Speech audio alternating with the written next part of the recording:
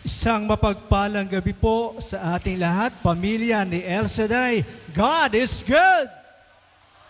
And all the time, God is good. Brother Mike, isang mainit pong pagbati ang aking pong handog sa inyo, sa ating pong minamahal na si Ma'am Belen, kay Kong Michael, at sa ating pong Belarde family. At narito po ang inyong abang lingkod, Brother Edwin Narciso. At narito po sa aking kanan ang aking mahal na kabiyak na si Sister Jenny B. Narciso. Sa aking pong kaliwa ay ang aking pong anak na si Sister Jemina, Sister Jasmine, and Sister Jaciel.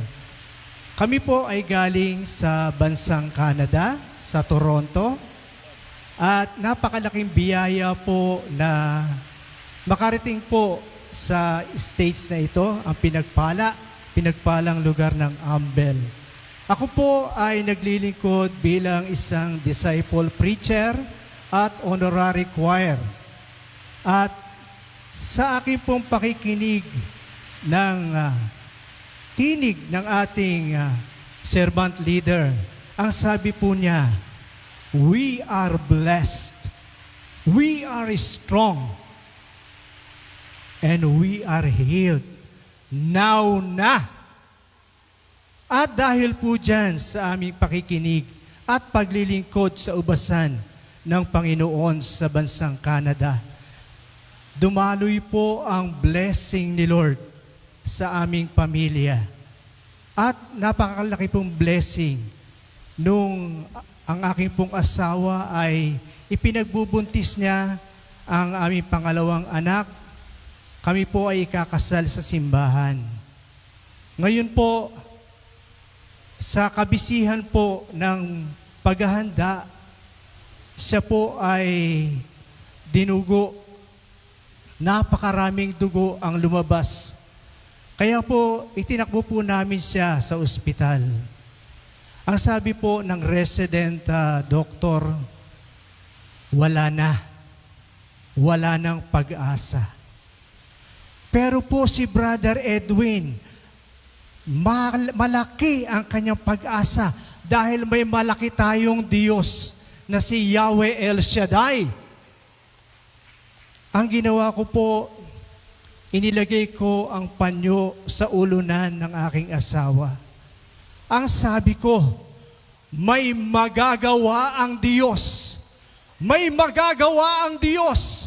May magagawa ang Diyos.